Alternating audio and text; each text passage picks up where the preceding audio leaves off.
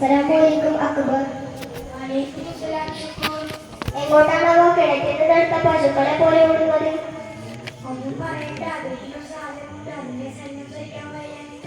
എന്തു സാധനമാ ഇത്ര ശല്യം? സുബ്ഹാനല്ലാഹ്, നിന്റെ ഉമ്മയെ കുറിച്ചാണോ ഈ പറയുന്നത്? എന്തു ശല്യമാ നിന്റെ ഉമ്മ നിന്നോട് ചെയ്യുന്നത്?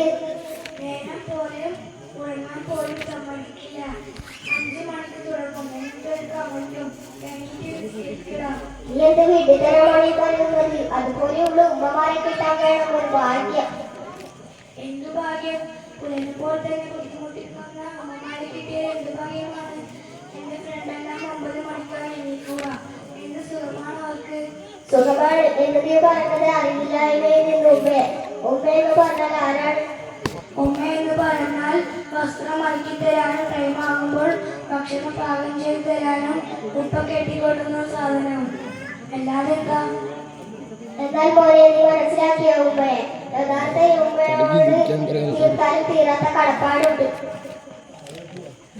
അതെയോ, എനിക്കറിയില്ലായിരുന്നു. ഇത്ര ഗുരുതരമായ പ്രശ്നമായി ഇതിനെ ഞാൻ കണ്ടിരുന്നില്ല. ഇനി എന്താ ചെയ്യുക?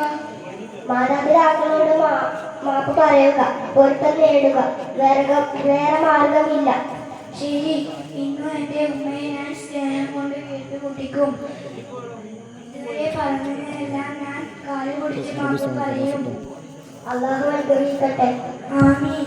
എന്നാൽ നമുക്ക് പിരിയാം. അസ്സലാമു അലൈക്കും.